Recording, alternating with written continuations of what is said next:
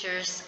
This is Jessica Washington, and I am going to walk you through our calendar process that we're going to use for our parent-teacher conferences. This is a cumbersome project, but I want you to follow along exactly, and it's going to be very, very, very helpful with us trying to build and do what we need to do with distance learning, parent conferences, scheduling, and making sure that we're working with all of those things we need to do. Very first thing I want us to do is utilize a program called Calendly. So this is the spelling, Calendly, and then it's a login. So I'm going to see what happens when I just click the link, and it's going to say a free online appointment scheduling software. This is what we're using. Now I'm going to make sure I am signing in for a new account. So it says here, enter your email and sign up. I'm going to sign up grade 3. You are going to utilize your own teacher email that is associated with the school. It's very important why you do that.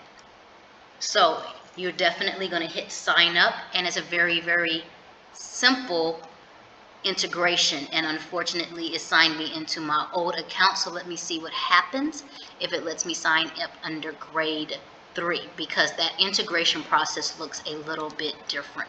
I'm going to try doing grade 9. I do not want it to read my old account, so let's see. There we go.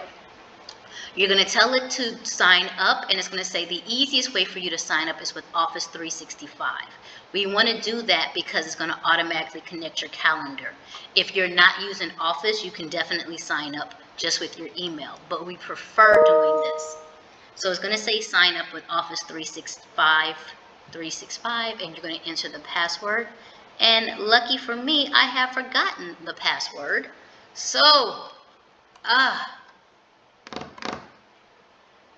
this is not a good thing because I really have no clue what this password is.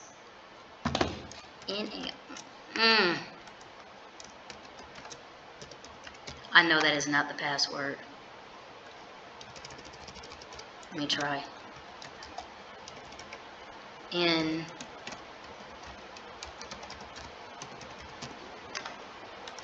Let's see if I got my prize for today. I have my prize. Yay, yay for me. So it's asking now for the permissions to go in, and you're going to go ahead and accept all of those permissions. And then while it's reading, basically it's calculating your information, but it saves everything which you need. It says welcome to Calendly. So you're going to create your URL, which can be simply your name, grade 9, or it can match your email. Please make sure it is work appropriate and it matches something very simply. Make sure that you're in the correct time zone. In this case, I'm just going to do grade 9, and I'm going to hit continue. This is how it's going to work. It will check calendar for conflicts. It's also going to add events to calendar for me. So I'm going to say thank you, and I'm going to hit continue. It's going to ask you now for your available hours. For this case, we are going to set this up for the parent-teacher conference. Now later you can go back and edit, and I'll explain that for you. But it's going to say your available hours. And it says don't worry, you'll be able to further customize your availability later on.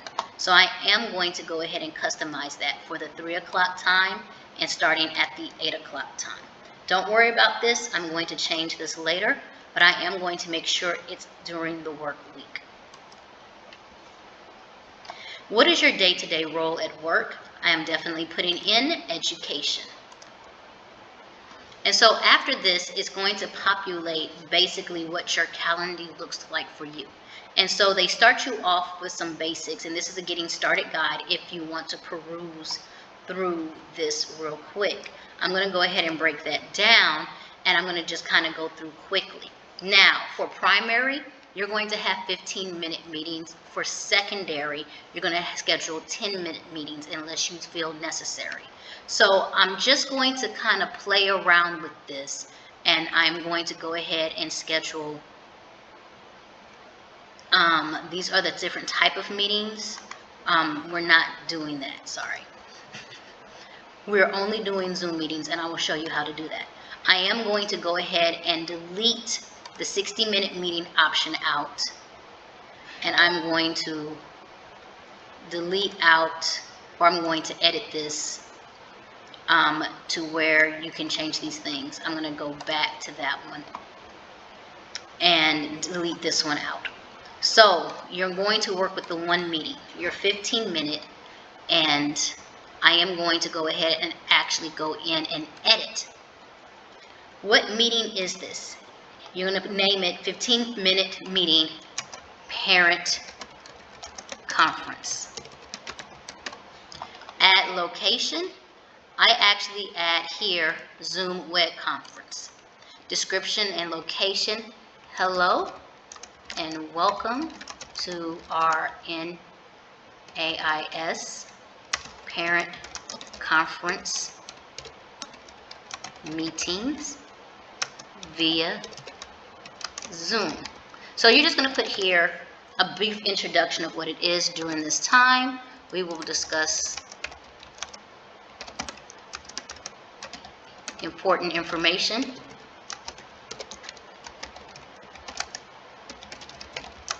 for your student and their coursework for the year. That's it. And then you have your event link, which you can change, no need to, and you can change the color if you choose to. So this is just very basic, and we're going to save and close. When you save and close, it should go to the next one. When can people book this event? You need to change this.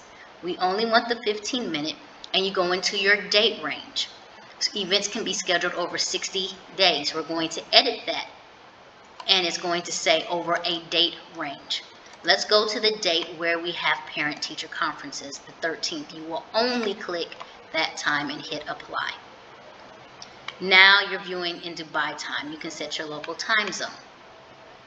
So this is right now your hours. It says set your availability hours.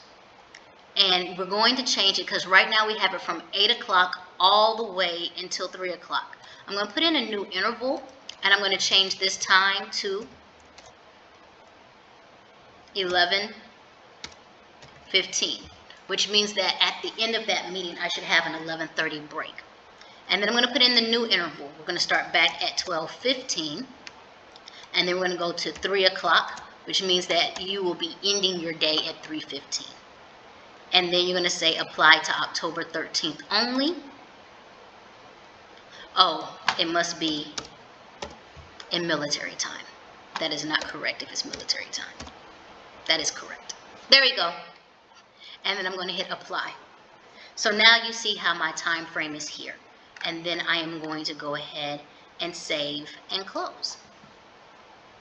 Now it's going to say invitee questions. This is important. We definitely need the name. We're going to have them have an email for confirmation. Please share anything that will help us prepare for our meeting. You're going to add new question. I need you to add the question, do you have a current parent login for Schoology? And you're going to give the answer type of checkbox yes. And then your other one is checkbox no. And then you can delete this one. And then you're going to hit apply. Now, if you have additional questions you would like to ask, please do so. If you want them to bring in anything, or you want to say, do you have any specific concerns or any things you would like to talk about so we can make it a priority, put that question in so they can already tell you and you know the kind of questions that your parents are going to have. You save and close. Notification and cancellation policy. We're not changing anything here. You can have them receive a reminder email before the scheduled event. I am going to put that on because you want your parents to receive that so they're not late. Save and close. And then we're going to have a confirmation page. And once again, you can turn around and have the standardized page. We are not collecting payments. Please do not use that button whatsoever. Please, please, please. So now the event type is on, and you can view the live page. And what you will see is that you have this page here, and once a parent clicks the actual date, it will notify them of what available slots they have where they can schedule a meeting. Okay, so you're going to go back to your calendar, your live link, and you'll be able to email that out to parents so they are able to do what they need to do. So that's really, really cool. If you just turn around and use the link and just your name without the scheduler, they're going to get this page, and then they'll come and click in and notice it pops up automatically. Now, for those who want to know how it works, I'm going to take you to my personal box where I've had some people come in and see here. It gives you a notification in your regular email. It tells you exactly that this was in Calendly. It tells me a new event has been scheduled. It's 15 minutes. This is the event email, and this is the time. I'm going to click on this and create a message. Thank you very much for scheduling our appointment, because they do not have the Zoom codes information yet. And so you want to give them your meeting ID and password for your meeting. And then you want to say, thank you, I look forward to seeing you at that time. You need to make sure you email them, because when they do Calendly, or however you say it, they do not have contact information for you. So you want to make sure that you send that information to them so they know how to contact you on Zoom. So you will hit Zoom and send, and there you go. We have scheduled our parent-teacher conferences. So we can make sure that this information goes out via the students with the update. We'll be having ways to make sure primary gets it out. We will be rolling that out to you. I am just telling you now how to set it up so we can be ready for our next steps. Thank you so much. I hope you let me know if you have any questions. Thank you for following along. I will talk to you later.